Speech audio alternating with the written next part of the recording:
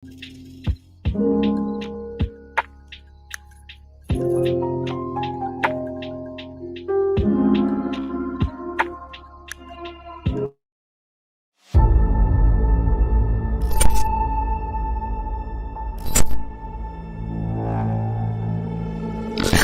juga menghadapi cabaran yang agak getir.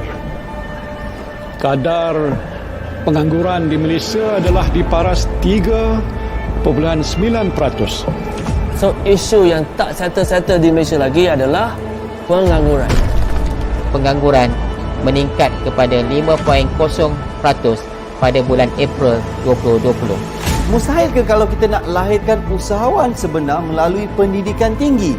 Kalau kita tengok artikel tentang situasi di Malaysia, ada 200,000 graduan yang tak ada kerja. Disebabkan teknologi yang berubah, perubahan ekonomi, perubahan pemikiran generasi baru, education yang dulu tu mungkin tidak lagi bersesuaian. Dan mengikut anjuran Jabatan Perangkaan Malaysia pada 14 Mei 2020, kadar pengangguran dijangka akan meningkat.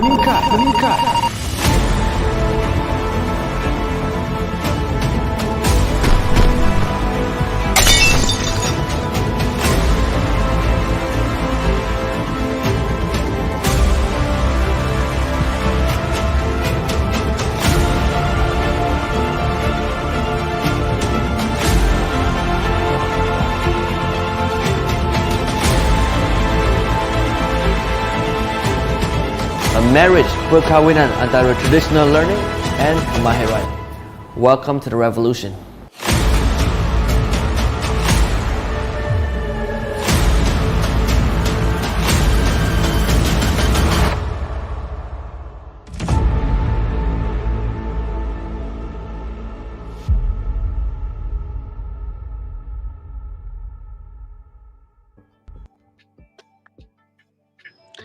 Good morning Zati, good morning Hamida, so good to see you all this morning.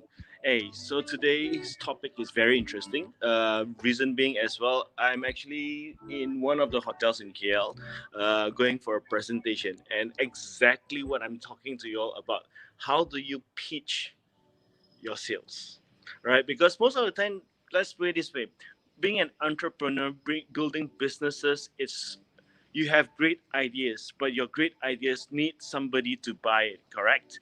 So the thing is, let's say if you have a wonderful product, but you do not know how to pitch your sale to get people to buy, then automatically your product is good for nothing. I mean, to be very frank, right? Because if you look at it again, it's like, give you a very, very good example. Honda, you know the guy who actually built our Honda cars. Well, basically, I'm not sure whether it's a destiny thing, but if you look at it again, if you read his background, he was actually very interested to work with Toyota. He went to Toyota, and Toyota, he sold his idea to Toyota. Toyota rejected him. Toyota said, "Hey, Honda, you go back to school." And so he went back to school. And then after that, what happened here is that he came back after he graduated from school. He came back to approach Toyota again, and Toyota said, "Hey, I'm sorry, you're still not qualified. We don't believe in your ideas. Off you go." But that, of course, that was history. After that, Honda decided, since you don't like my idea, I started on my own. Although what I'm suggesting here today is that the key to every single presentation is to key to every single product. It's about how you present it, presenting to your to the bankers, presenting it to your fundraisers, shareholders, clients, and everything. So basically the key is to be able to present it. Oh yeah, Hamida, yes, I'm away. I'm actually in one of the hotels in KL. I'm actually walking into a pitch and presentation after this. So that's why it's on the background. It's very, very different, right? So but I always remember I need to do my Facebook Live with you guys first before I go out. So, and it's very interesting because coincidentally, I'm coming for a pitch, and then I'm going to share with you the little secrets I'm going to use during this pitch. Because as I said, if you can't pitch it, then what's the point? Now, for pitching a presentation, let's put it this way. We got a few days to do this. Today is the first one that I'm going to cover, the most essential one. I think we have actually covered this on a about 2 weeks ago as well, to talk about you need to know the audience that you are pitching to. What do I mean by that? Now, when you go in, you need to know whether your pitch is a one-to-one pitch, or a one-to-many pitch, or is it an online pitch, face-to-face pitch, website pitch, email pitch. So every single method is different. Today, I'm going to do a face-to-face pitch with two different persons. So what is the most essential key? The most essential key is I need to know who is the decision maker. See, most of the time, people always they pitch to the wrong person. You see, let's put it this way. Sometimes when we go out for a pitch, and there's many people there, and in the meeting room, sometimes you have different people. What do we do? Because we are generally nervous, even myself, sometimes I get nervous too, although I've been presenting for so long. We would scan the room when we come in, and we would always look for the person that always smiles. Betul tak?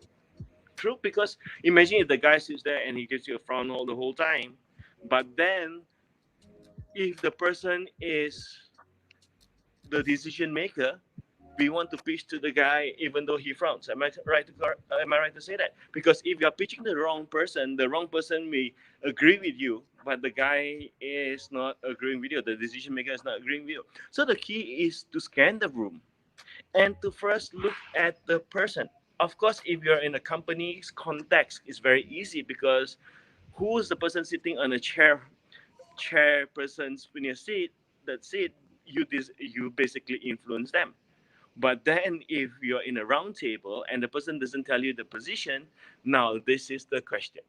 How do you know if the person is the decision maker? So normally what I do is before going in, I will look around. If it's an office context, hey Farah, morning, right? I someone, yeah.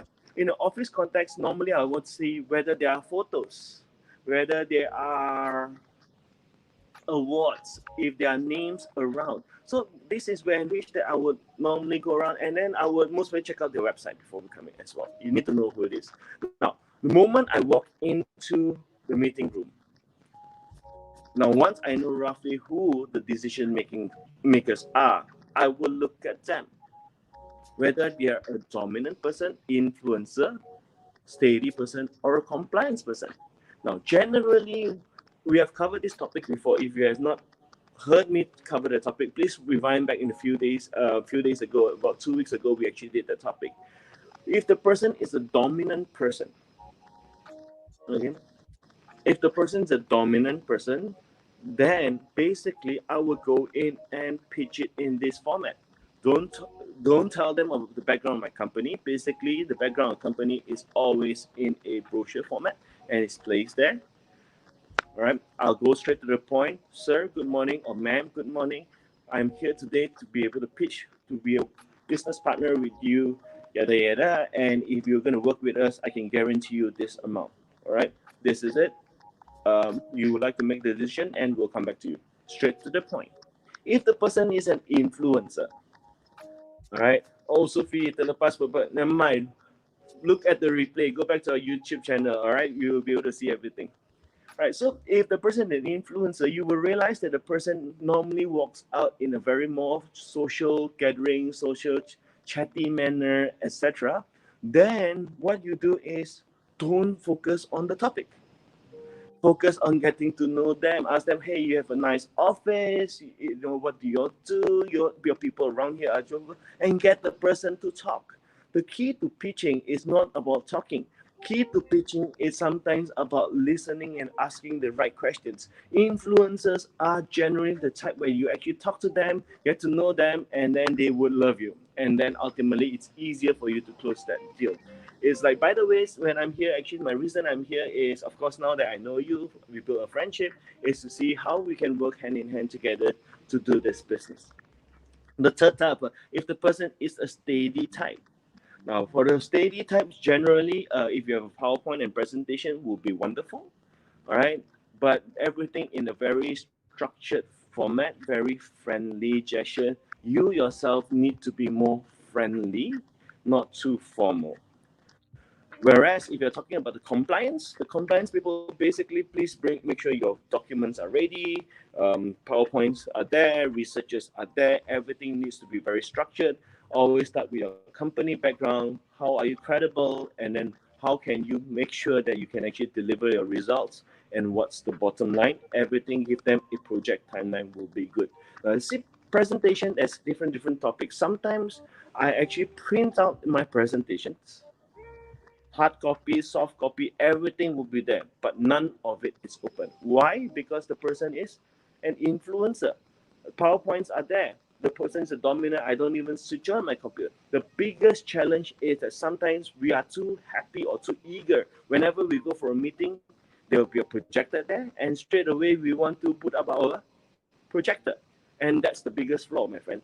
Because why? The moment you put something on a projector, you don't build relationship with the person, because the person is just ready to see your slides only. And even you're talking, they'll be looking at the slide and not you. And therefore, when you don't have a relationship, you will not be able to influence them easily. Because remember, my friends, people like to buy from friends. They don't buy because of facts and statistics, because decision making is always about emotions comes first. All right, we'll cover this more in detail tomorrow to talk about what is the structure of your presentation, so therefore you have a better close rate. All right, till then, have a great day and wish me all the luck in closing my deal today. All right, guys, thank you. Bye.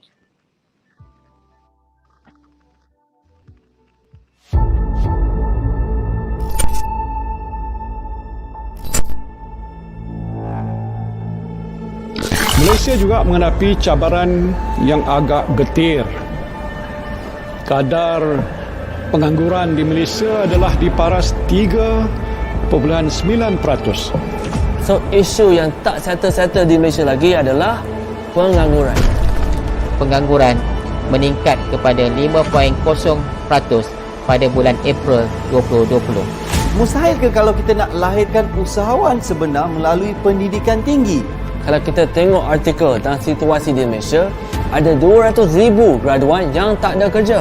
Disebabkan teknologi yang berubah, perubahan ekonomi, perubahan pemikiran generasi baru, education yang dulu tu mungkin tidak lagi bersesuaian. Dan mengikut anjuran Jabatan Perangkaan Malaysia pada 14 Mei 2020, kadar pengangguran dijangka akan meningkat.